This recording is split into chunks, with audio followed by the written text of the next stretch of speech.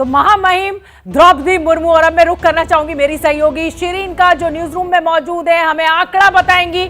शिरीन, तीसरे राउंड की काउंटिंग में ही द्रौपदी मुर्मू जीत चुकी है, लेकिन चौथे राउंड की काउंटिंग तो होनी है और वो होगी।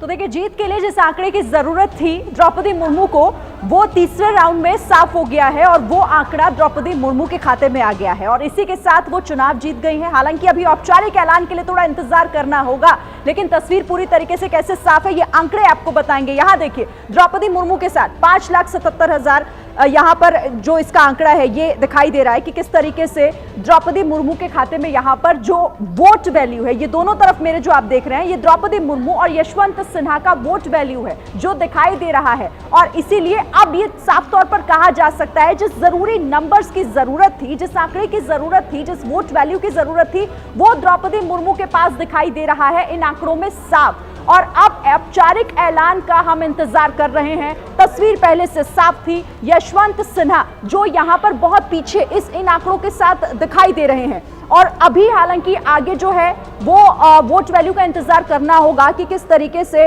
अभी आगे और कितने नंबर्स द्रौपदी मुर्मू के खाते में जुड़ते हैं। लेकिन फिलहाल तो ये आंकड़े ये बता रहे हैं शोभना कि यहां पर द्रौपदी मुर्मू इस चुनाव में जीत चुकी हैं।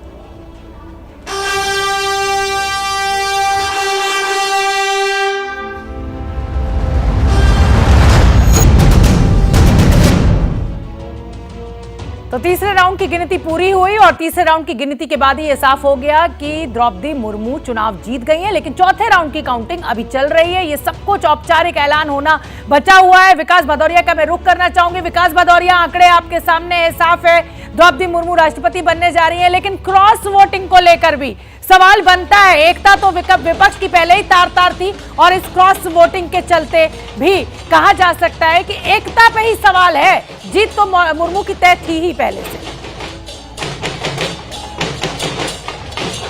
या बिल्कुल शोभना, इसमें कोई दो राय नहीं थी कि जो द्रौपदी मुर्मू राष्ट्रपति बनने जा रही है उनके पास बहुमत का आंकड़ा। लेकिन उससे पहले मैं उनके घर के ये तस्वीरें आपको दिखा देता हूँ। यहाँ पर देखिए, उत्सव सा माहौल है।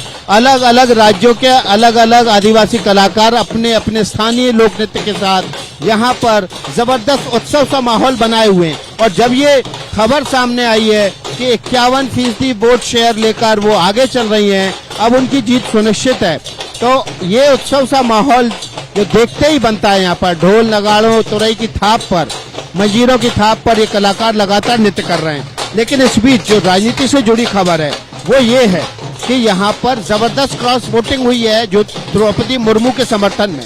देखिए, आपको बता दें, बिहार से 6 वोट क्रॉस वोटिंग हुई है, 6 विधायकों ने क्रॉस वोट किया है। अरुणाचल प्रदेश में 1 विधायक ने क्रॉस वोट किया है। असम में जबरदस्त क्रॉस वोटिंग हुई है और 22 विधायकों ने क्रॉस वोट किया है। छत्तीसगढ़ में 6 विधायकों ने क्रॉस वोट किया है। गोवा में 4 विधायकों ने क्रॉस वोट किया है। छत्तीसगढ़ और गोवा में जो विधायक हैं वो कांग्रेस के खेमे से क्रॉस वोट करके मुर्मू को उन्होंने वोट किया है। गुजरात से उससे बड़ी खबर है, गुजरात जहां इस साल चुनाव होने हैं वहां पर 10 विधायकों ने क्रॉस वोट किया है।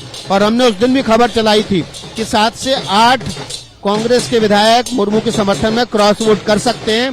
10 विधायकों ने क्रॉस वोट किया है। इसमें से एक एनसीपी के विधायक हैं और एक आम आदमी पार्टी समर्थित बीटीसी के विधायक हैं। हरियाणा में 1 विधायक ने क्रॉस वोट किया है। हिमाचल प्रदेश में भी 2 विधायकों ने क्रॉस वोट किया है। और झारखंड, जहां पर लग रहा है कि जेएमएम की सरकार अब गई तब गई, वहां पर 10 विधायकों ने क्रॉस वोट किया है। मध्य प्रदेश में सबसे ज्यादा दूसरे नंबर पर क्रॉस वोटिंग हुई है, 18 विधायकों ने क्रॉस वोट किया है। और महाराष्ट्र में 16 विधायकों ने क्रॉस वोट किया है, जबकि मेघालय में 7 विधायकों ने क्रॉस वोट किया है। तो ये जो आंकड़े हैं ये बताते हैं कि किस तरह का झटका जो बीजेपी का मास्टर स्ट्रोक था द्रौपदी मुर्मू को राष्ट्रपति का उम्मीदवार बनाने का, उस मास्टर स्ट्रोक ने झटका विपक्ष को किस तरह का दिया है। देखिए, पहले तो विपक्ष की एकता तार हुई। जाहिर सी बात है कि राष्ट्रपति चुनाव में सत्ता पक्ष का यानी एनडीए का दमखम देखने को मिला है। कहीं ना कहीं अपनी ताकत बता दी है बीजेपी ने, एनडीए सरकार ने, लेकिन साथ ही विपक्ष की एकता जो खंडित हुई है, जो तार-तार होती हुई दिखाई दे रही है, ये तय है कि 2024 की राह इस विपक्ष के लिए आसान नहीं है मोदी के सामने।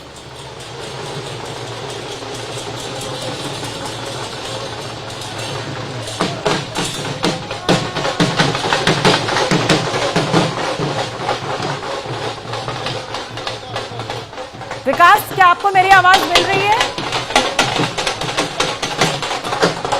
जी हाँ शोभना, बिल्कुल हाँ। आपकी आवाज मिल रही है, सवाल विकास, नहीं सुन पा रहे हैं बिल्कुल। क्योंकि यहाँ पर देखिए दो जी। कलाकार लगातार नृत्य कर रहे हैं ढोल धमाकों की थाप पर। एक बार अगर आप सवाल दोहराएंगी तो मैं शायद दोबारा सुन पाऊं। बिल्कुल, मैं यही कह रही थी विकास, जो आप भी कह रहे थे कि बीजेपी ने यानी एनडीए सरकार ने अपना दमखम दिखा दिया है, अपनी ताकत इस राष्ट्रपति चुनाव में दिखा दी है, और विपक्ष की एकता जिस तरीके से खंडित दिखाई दे रही है, बटा हुआ विपक्ष दिखाई दे रहा है, 2024 की राह भी आसान नहीं दिखती है, क्योंकि राष्ट्रपति चुनाव, उपराष्ट्रपति चुनाव कहीं ना कहीं इसी के द्वारा अब रास्ता तय होगा 2024 तक।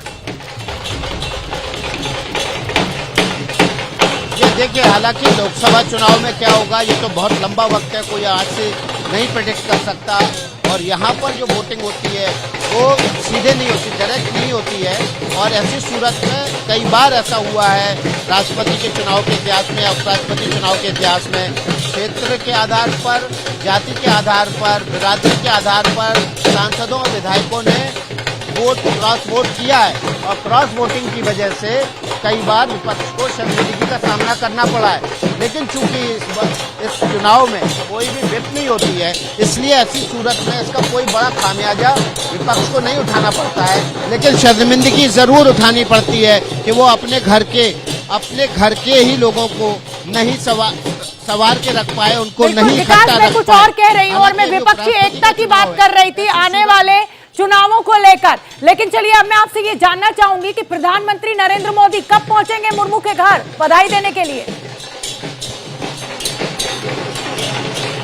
ये देखिए, अब से कुछ देर में माना जा रहा है कि प्रधानमंत्री नरेंद्र मोदी यहाँ पर पहुंचेंगे, क्योंकि देखिए 51% से ज्यादा वोट शेयर ले चुकी है। इसका ऐलान बाकायदा कर चुके हैं प्रिसाइडिंग ऑफिसर, निर्वाचन अधिकारी। ऐसी सूरत में अब केवल औपचारिकता बाकी बची है कि द्रौपदी मुर्मू के चुनाव जीतने की घोषणा कर दी जाए। इसलिए यह माना जा रहा है कि अब से कुछ देर में प्रधानमंत्री नरेंद्र मोदी यहाँ पहुंचेंगे, वो द्रौपदी मुर्मू से मुलाकात करेंगे, उनको बधाई देंगे और नए कार्यकाल के लिए शुभकामनाएं भी देंगे। तो ये भी एक औपचारिकता ही बची है, जिस तरह से एक औपचारिकता बची है कि द्रौपदी मुर्मू के निर्वाचन की घोषणा निर्वाचन अधिकारी करें। तो ये माना जा रहा है कि अगले आधा घंटे के भीतर यहाँ सबसे पहले बीजेपी अध्यक्ष जेपी नड्डा पहुंचेंगे।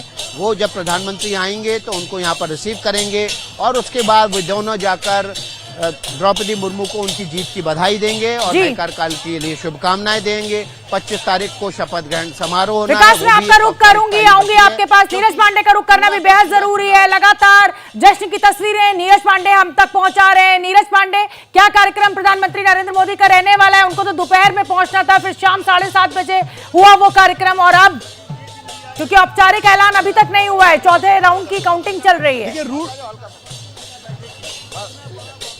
देखिए, काउंटिंग में अभी तक जो आंकड़ा है वो तो द्रौपदी मुर्मू के पक्ष में है, वो जीत दिखाता है कि वो जीत रही हैं। लेकिन चूंकि आधिकारिक ऐलान नहीं हुआ, और जो हमें जानकारी यहाँ मिली है कि आधिकारिक ऐलान होने के बाद ही प्रधानमंत्री का कार्यक्रम उनके घर से रवाना होगा, प्रधानमंत्री अपने घर से रवाना होंगे। क्योंकि यहाँ से महज 5 से 6 मिनट का रास्ता है उनके घर का, महज 1 किलोमीटर का सफर है उनके घर से और द्रौपदी मुर्मू के घर का, तो महज 5 मिनट में वो यहाँ आ जाएंगे। रूट लग चुका है, यहाँ पर पूरी तैयारियां हैं, और ये जश्न का माहौल आप देखिए इस बात की गवाही दे रहा है कि यहाँ पे माहौल द्रौपदी मुर्मू के पक्ष में है। भारतीय जनता पार्टी के तमाम कार्यकर्ता इस बात का इंतजार कर रहे हैं कि कब निर्वाचन आयोग आधिकारिक रूप से इस बात का ऐलान करे कि द्रौपदी मुर्मू भारत की 15वीं राष्ट्रपति बनने जा रही हैं। तो अब इस बात का केवल इंतजार बाकी रह गया। प्रधानमंत्री नरेंद्र मोदी जैसे ही ऐलान होगा आधिकारिक रूप से यहाँ रवाना हो गया। लेकिन जैसे विकास ने खुद कहा इस बात को कि पहले यहाँ पे भाजपा के राष्ट्रीय अध्यक्ष पहुंचेंगे,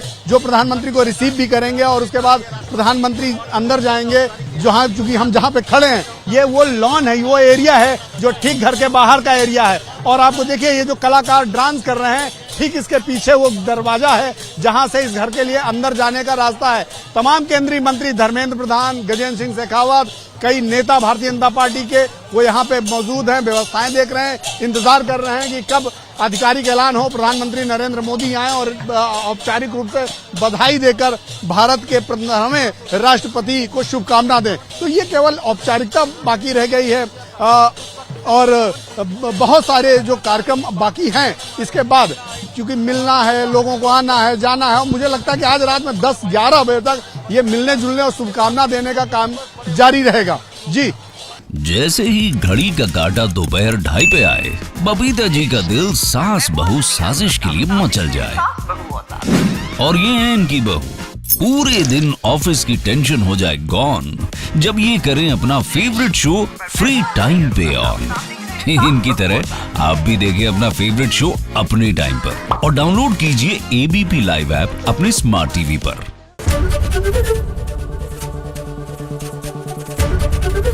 एबीपी न्यूज आपको रखे आगे।